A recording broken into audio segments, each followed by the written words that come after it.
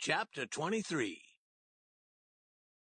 In the beginning of February 1870, I was married to Miss Olivia L. Langdon and moved to Buffalo, New York.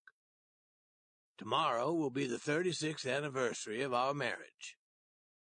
My wife passed from this life 1 year and 8 months ago in Florence, Italy, after an unbroken illness of 22 months. I saw her first in the form of a small statue in her brother Charlie's room on the steamer Quaker City in the Bay of Smyrna in the summer of 1867 when she was in her 22nd year. I saw her in the flesh for the first time in New York in the following December. She was slender and beautiful and girlish, and she was both girl and woman. She remained both girl and woman to the last day of her life. Under a grave and gentle exterior burned lasting fires of sympathy, energy, devotion, enthusiasm, and absolutely limitless affection. She was always delicate in body, and she lived upon her spirit, whose hopefulness and courage were beyond destruction. She became an invalid at 16 through falling on the ice, and she was never strong again while her life lasted. After that fall, she was not able to leave her bed during 2 years, nor was she able to lie in any position except on her back. All the great physicians were brought to Elmira one after the other during that time, but there was no helpful result. In those days, both worlds were well acquainted with the name of Dr. Newton, a man who was regarded in both worlds as a quack. He moved through the land in state, in majesty, like a king. One day a relative of the Langdon family came to the house and said, "You have tried everybody else, now try Dr. Newton, the quack. He is downtown at the hotel practicing upon the wealthy at war prices, and upon the poor for nothing.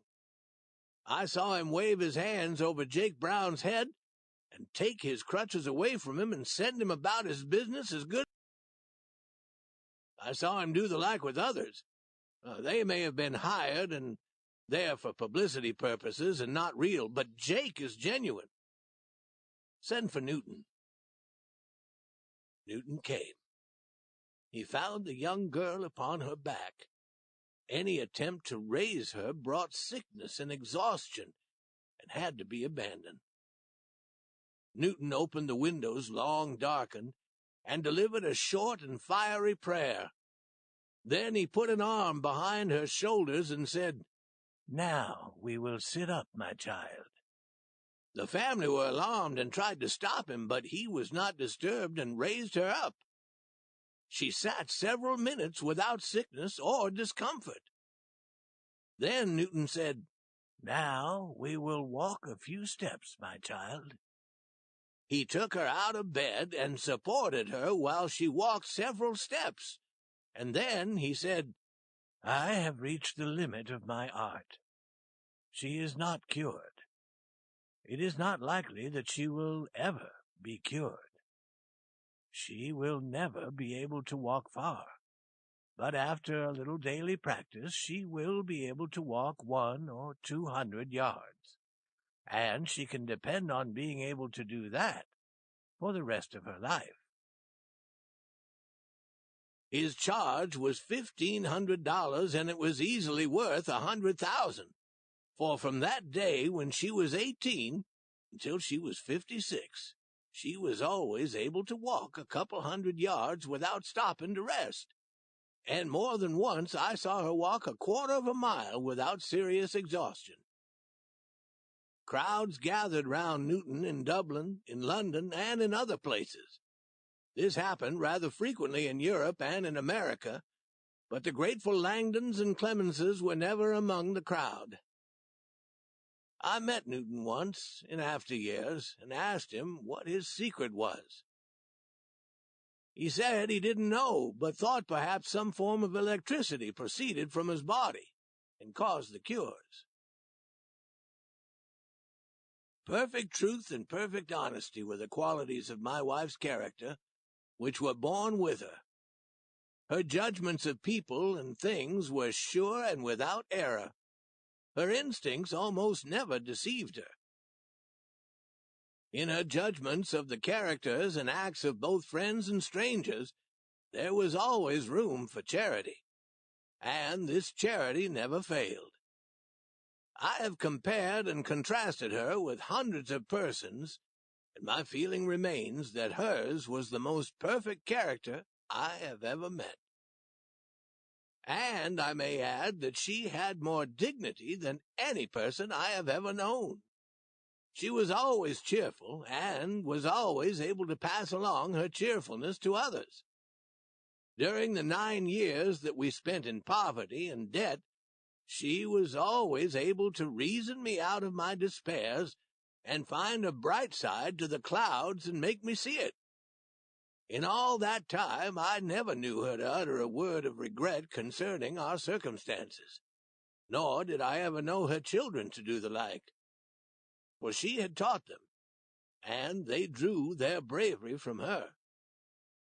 The love which she gave to those whom she loved took the form of worship, and in that form it was returned. She had the heart-free laugh of a girl. It came seldom, but when it broke upon the ear, it was like music. I heard it for the last time when she had been occupying her sick-bed for more than a year, and I made a written note of it at the time, a note that was not to be repeated. Tomorrow will be the 36th anniversary. We were married in her father's house in Elmira, New York, and went the next day by special train to Buffalo, where I was to be one of the editors of the Buffalo Express and a part owner of the paper. I knew nothing about Buffalo, but I had made my household arrangements through a friend by letter. I had instructed him to find a boarding house of as respectable a character as my light salary would command. We were received at about 9 o'clock at the station in Buffalo, and then driven all over America, it seemed to me. I became very angry at that friend for securing a boarding house that apparently had no definite locality. But there was a plot, and my bride knew of it, but I was in the dark. Her father had bought and furnished a new house for us in a fashionable street, and had hired a cook and housemaids and a bright young coachman, an Irishman, Patrick McAllier. And we were being driven all over the city in order that a group of these people would have time to go over to the house and prepare a hot supper. We arrived at last, and when I entered that splendid place, my anger reached a high-water mark, and without any reserve I delivered my opinion of that friend who was so stupid as to put us in a boarding-house whose terms would be far out of reach. Then Mr. Langdon brought forward a very pretty box and opened it, and took from it a deed of the house. So the joke ended, and we sat down to supper. The company departed about midnight and left us alone in our new quarters. Then Ellen, the cook, came in to get orders for the morning's marketing, and neither of us knew whether beefsteak was sold by the barrel or by the yard. We confessed this fact, and Ellen was full of Irish delight over it. Patrick McAleer, that bright young Irishman, came in to get his orders for the next day, and that was our first glimpse of him.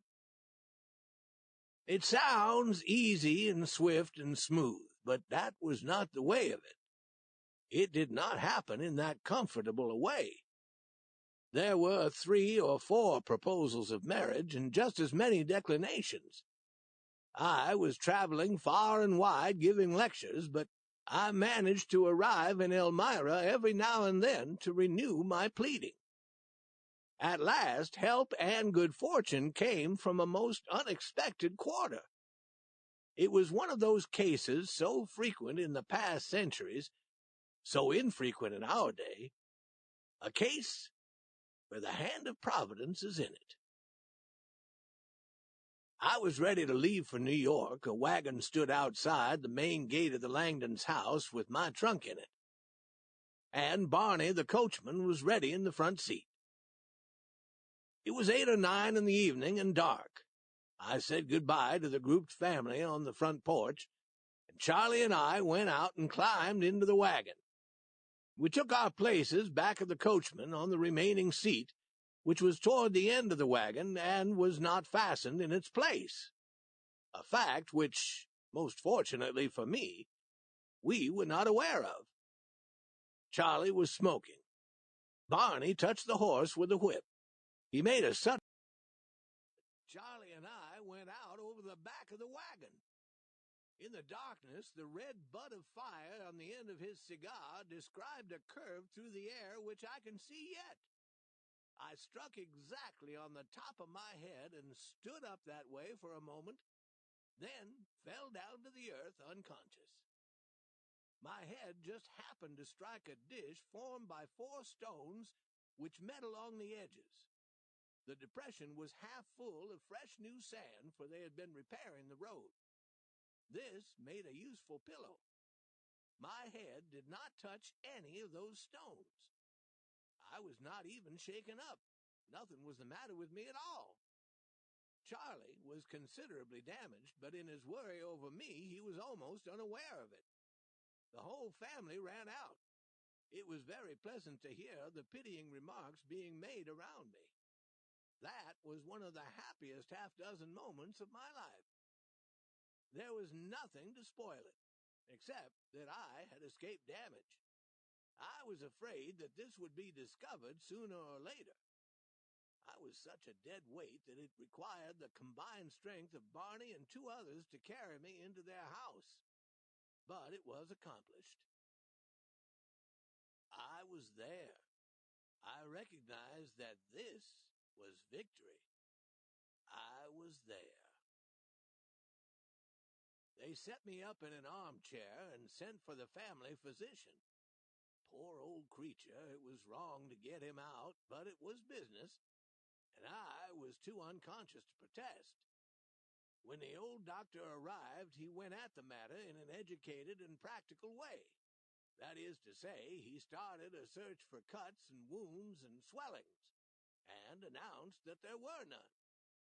He said that if I would go to bed and forget my adventure, I'd be all right in the morning, which was not so. I was not all right in the morning. I didn't intend to be all right, and I was far from being all right.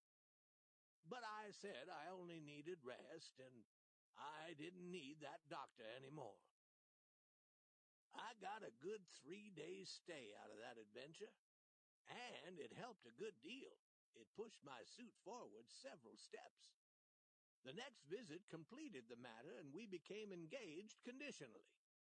The condition being that the parents should consent.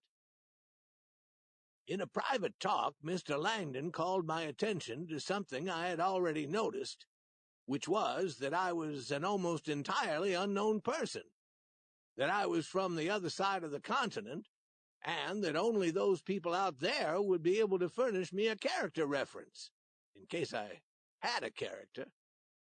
I gave him some names, and he said I could go away and wait until he could write to those people and get answers. In due course, answers came. I was sent for, and we had another private conference. I had referred him to 6 distinguished men, among them 2 churchmen, these were all San Franciscans, and he himself had written to a man who worked in a bank, who had in earlier years been a Sunday school superintendent in Elmira and well known to Mr. Langdon. The results were not promising. All those men were frank to a fault. They not only spoke in disapproval of me, but they were quite unnecessarily enthusiastic about it. One churchman and that former Sunday school superintendent added to their black lies the statement that in their belief I would fill a drunkard's grave. The reading of the letters being finished, There was a good deal of a pause, and it consisted largely of sadness and gravity. I couldn't think of anything to say. Mr. Langdon was apparently in the same condition. Finally he raised his handsome head, fixed his clear and honest eye upon me, and said, "What kind of people are these? Haven't you a friend in the world?" I said, "Apparently not." Then he said, "I'll be your friend myself. Take the girl. I know you better than they do." Thus, happily, my fate was settled. The date of our engagement was February 4th, 1869. The engagement ring was plain and of heavy gold. That date was engraved inside of it. A year later I took it from her finger and prepared it to do service as a wedding ring by having the wedding date added and engraved inside of it, February 2nd, 1870. It was never again removed from her finger for even a moment. In Italy, when death had restored her vanished youth to her sweet face, she lay fair and beautiful, and looking as she had looked when she was a girl and bride. They were going to take that ring from her finger to keep for the children, but I prevented this. It is buried with her.